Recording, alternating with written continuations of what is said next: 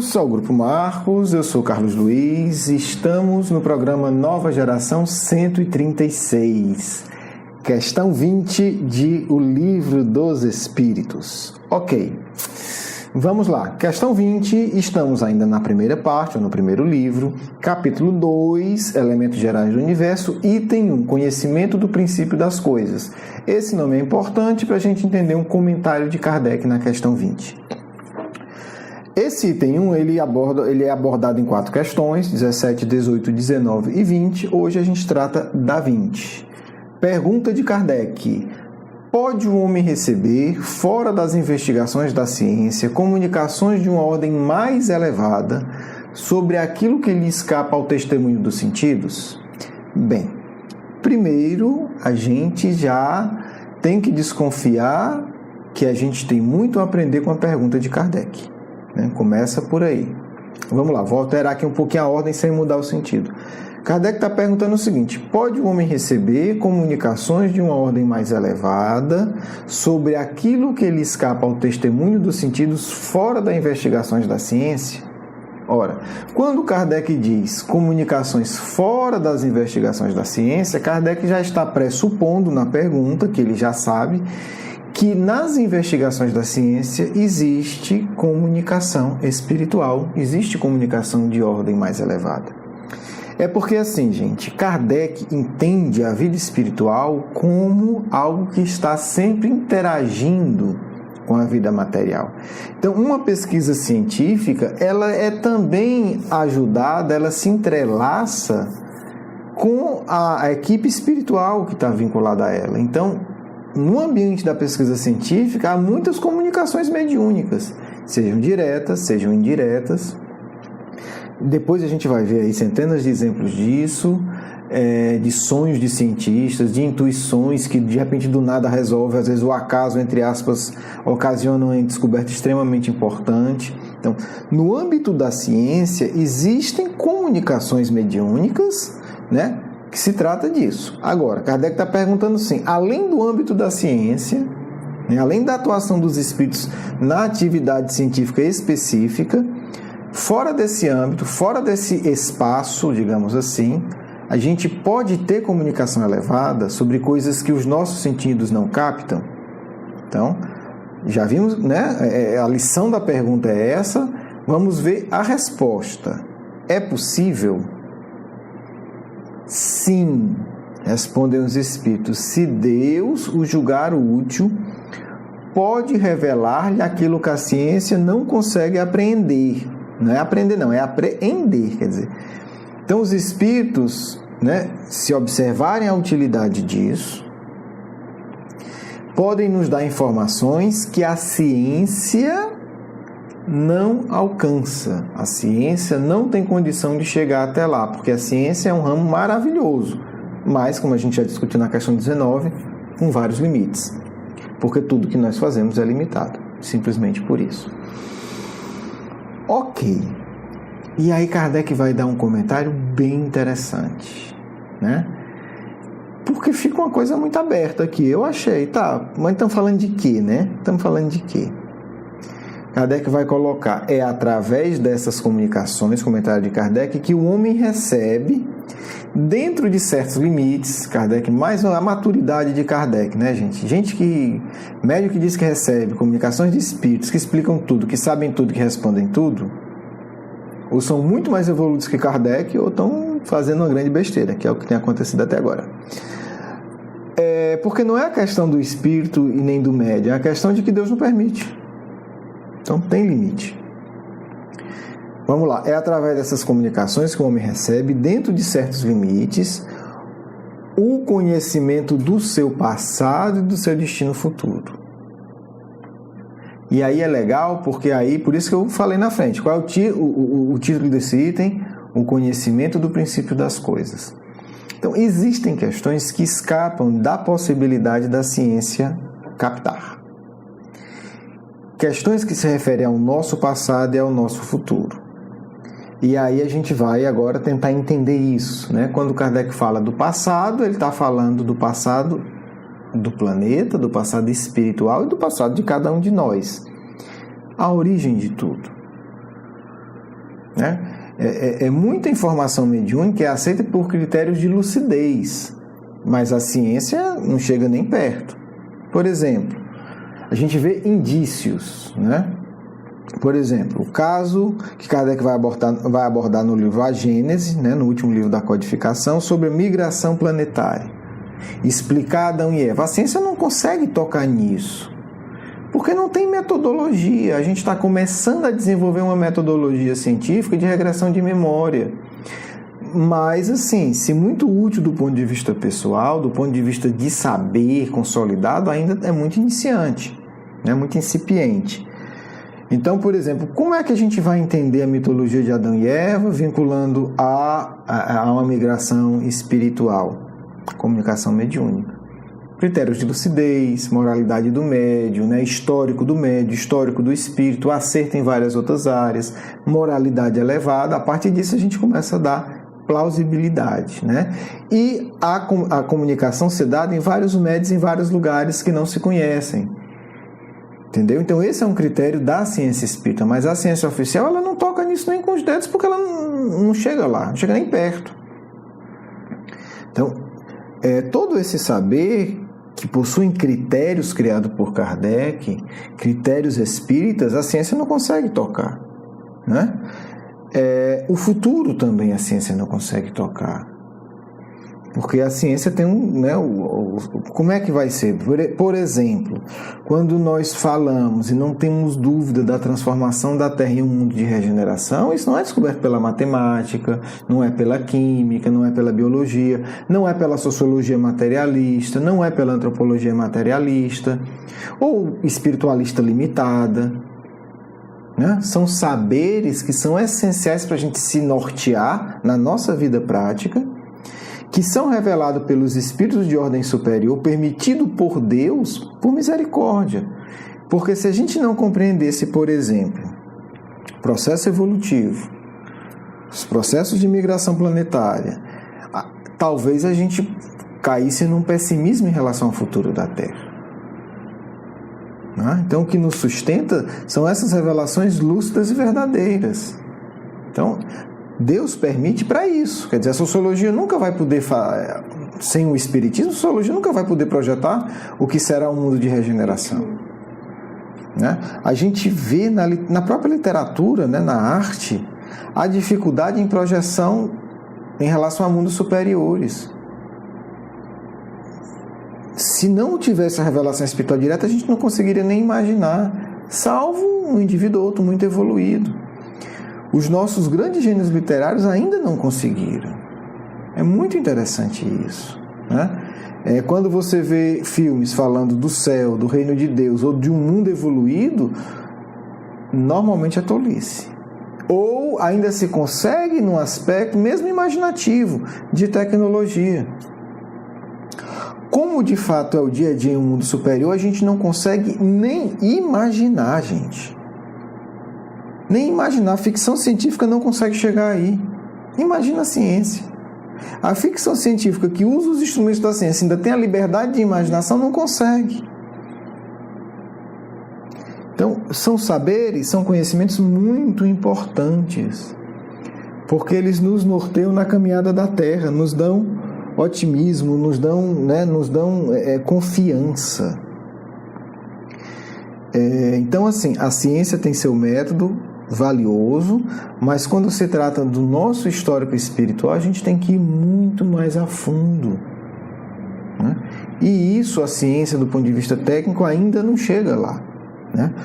Vamos pensar um pouco, se nós não tivéssemos o Espiritismo para nos nortear na transformação da Terra, ou, né, algumas teorias que se assemelham, algumas mais antigas, inclusive, seria muito difícil para a gente suportar a transição planetária, né? Porque a tendência de quem só vê a matéria é entrar no pessimismo mesmo, é dizer não tem jeito, sabe? A coisa já está num grau de desarmonia e de desequilíbrio que não tem o que fazer.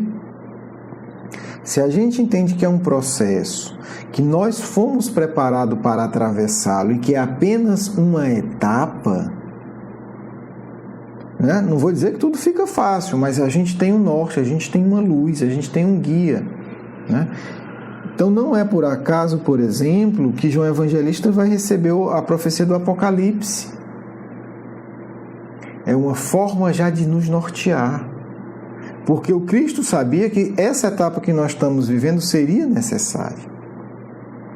Então, generosamente, João Evangelista ainda na carne, o Cristo já desencarnado, né? João Evangelista sai do corpo e vai receber todo o processo que a humanidade vai viver. Por quê? Porque a sociologia espírita, a sociologia do plano espiritual consegue fazer esse tipo de projeção. Porque é uma outra visão, é uma outra realidade.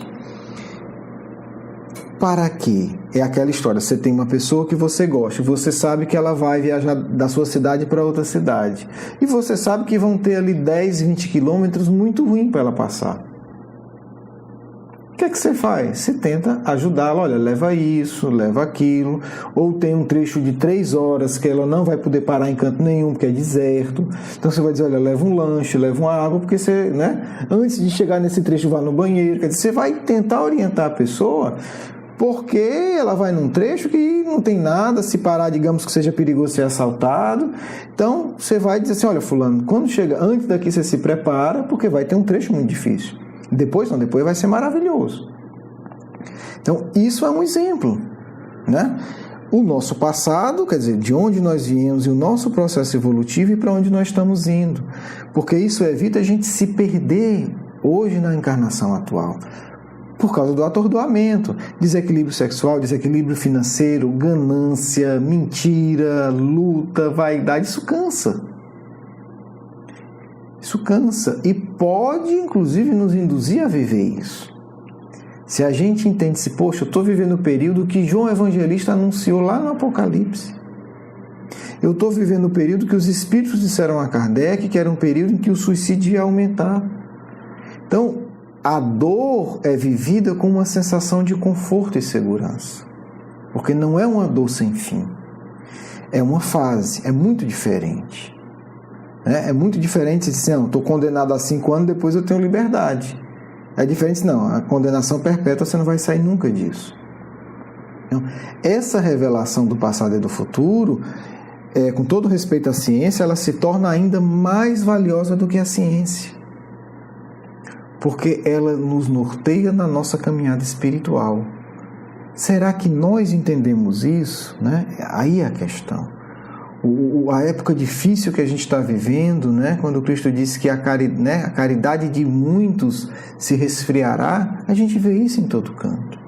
Ah, cansei de ajudar, cansei de ser besta. A pessoa diz assim, né? Ser besta aí no sentido é ser cristão, né? É isso, mas foi avisado. Então, isso não é do âmbito da ciência do mundo. Né?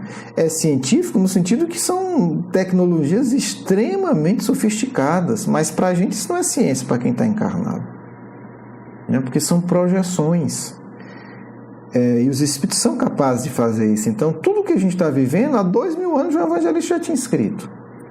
Existe esse tipo de coisa, né? Então é uma fase, a gente pode ter essa segurança e Deus permite isso justamente para que a gente não se perturbe, por pior que seja. É respirar fundo e dizer assim, já isso vai passar, e vai. Ah, mas as pessoas não vão mudarem. As pessoas vão mudar, eu garanto. Porque ou elas mudam intimamente ou elas mudam de planeta. Então mudança vai ter que ter. Ou eu mudo intimamente ou eu mudo de planeta. Então quem ficar vai, né? Os pacíficos vão herdar a Terra. Não há discussão. Se A ou se B vai ficar ou não, livre-arbítrio. Se eu vou ficar ou não, meu livre-arbítrio. Mas os mansos vão herdar a Terra. Então, a compreensão desse quadro geral, né, que a gente vai trabalhar em várias outras questões do Livro dos Espíritos, porque entenda, Kardec está lançando só os princípios. Depois ele vai, cada comentário desse que a gente fala aqui pontualmente, Kardec vai aprofundar de uma forma deslumbrante. Então, estamos só preparando, a viagem mesmo não começou, não decolamos ainda, né? Isso aqui só são as instruções de voo. Porque Kardec é tão sábio que quando ele for tratar de migração planetária, gente, e a gente está falando disso há 150 anos atrás, não é hoje, que o homem já foi na Lua, etc. para a gente não se perturbar com o poder dessa revelação, ele já está aqui dizendo, olha, os espíritos em certos casos têm a permissão de Deus para revelar algumas coisas do passado e algumas coisas do futuro. É isso que Kardec está dizendo, ele está só preparando. Se você ler isso aqui, diz, não disse nada. Disse tudo, ele deu toda a base. Aí a pessoa lê apressado, quando vê lá na frente, vai, olha que coisa esquisita. E pode isso? Não, o Livro dos Espíritos eu já li. Então, assim, né, vamos tentar entender, gente. Gente, cada segundo de um espírito de Kardec na Terra é preciosíssimo. Se esse espírito fez alguma coisa, se ele dedicou o tempo dele a alguma coisa, pode ter certeza, estamos falando de algo valioso. Estamos falando de algo valioso. Não estamos, né, não é um passatempo à toa. Sabe? Uma hora, um dia de produção do Kardec dá dezenas de encarnações minhas. Óbvio. O poder de síntese, de análise, de ação do espírito desse não se compara. Então, meu amigo, se Allan Kardec perdeu o tempo dele, né, entre aspas, investiu o tempo dele para escrever essas linhas, desconfie. Alguma coisa importante para o futuro da humanidade está dito. Então, fizemos esse comentário, né? Acho que ficou claro. Lá na frente esse tema vai ser retomado, né? Como os outros. E se a gente está acompanhando, a gente vai poder relembrar isso e não vai causar estranheza. Um grande abraço, um grande beijo no coração. Vamos à nossa segunda parte. Que a paz do Cristo esteja em vossos corações, meus filhos e filhas. Que esse amor que nunca cessa de perseguir os vossos corações, de instalar paz em todo o seu ser, possa, nesse instante, vos tocar e ser acolhido por uma postura psíquica, mental, de ternura, de amor e de fraternidade.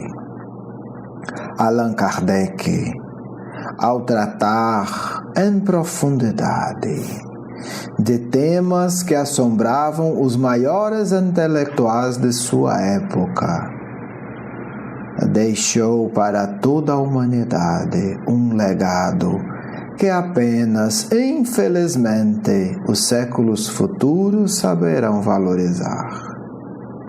Porque valorizar o legado de Kardec não é fazer palestra barulhenta, incômoda às vezes, gritando, elogiando excessivamente o codificador, mas é debruçar-se sobre essa obra, é sobre si mesmo. Se perguntar a cada item, que sabedoria está aqui que não consigo ver? Que posso aprender com isso? Codificador não pode ter escrito isso à toa. Por que eu preciso disso? Eis a questão. Por que preciso desse saber? Porque vocês estão numa fase de aprender isso. Todo saber é útil para a vida prática. Deus nunca proporciona um saber que não é aplicado na vida prática. Não existe para a sabedoria imortal saber não aplicado. Não existe desperdício no universo. Não existe nada à toa no universo. Apenas os filhos que se revoltam fazem coisas à toa. Fazem coisas que não produzem frutos. Realizam ações infelizes. Entender, meus filhos e filhas, o passado e o futuro é uma necessidade prática. Quando o impulso de ódio vier em seus corações, pensem, estou vivendo um período difícil no mundo. preciso educar esse ódio, para que esse ódio não me leve a realizar ações infelizes. Quando vier desejo sexual doente, entender. Estou em fase de recuperação espiritual. Se me atiro, se me disponho a me escravizar por esses desejos, muito triste será meu futuro. Não ficarei na terra. É opção. Então, mesmo temas considerados abstratos, nunca são. Não para o sábio, porque ele aprenderá, saberá entender o ensino e aplicar em sua própria vida. Allan Kardec nunca escreveu e publicou nada inútil. Um esforço tremendo para que você possa se situar nas dores que antecedem a nova civilização. Falar do futuro é importante. Quando esse falar se torna em abnegação no presente. Quero viver em sociedade regenerada. Vou me sacrificar hoje. Vou abrir mão de um prazer mórbido para construir um mundo feliz no futuro. Para mim e para outros. Conhecer o futuro, para o sábio, é responsabilidade com o presente. Kardec sabia de sua encarnação futura. Por que foi revelado isso? Porque isso ajudou a estruturar o Espiritismo de tal forma que fosse fácil a continuidade que ele vem dar. Isso é importante, não é especulação de pessoas vulgares. É preparação de etapa de construção. Porque foi informado que outro viria para trabalhar no setor de reflexão e expansão. Falamos do maravilhoso Leon Denis. Mas a ele caberia a continuidade dos estudos, das reflexões. Por isso estamos aqui. Porque precisa que vocês entendam. Primeiro, Livro dos Espíritos. Para que vocês não se tornem inimigos do codificador. Quando ele reiniciar a própria obra. Isso tem sentido prático. Entendam o que está em suas mãos. Com todo o ser, para que vocês sejam amigos do Mestre, que continuará a sua obra. Saber isso é muito importante para aqueles que se sentem compromissados com a obra do Consolador, porque chegará a hora que só entenderá a sabedoria aqueles que tiverem se esforçado para entender e viver a base que já está dada. Por isso, fundamental, amem este livro e ele vos conduzirá ao grande discípulo de Jesus. Muita paz do amigo espiritual de sempre. Quero agradecer o seu carinho, a sua atenção e para conhecer mais do nosso curso Educação Espírita, um convite à juventude, do nosso programa Nova Geração e os nossos livros, por favor visite o nosso blog grupomarcos.com.br. Você é muito bem-vindo. Um grande abraço.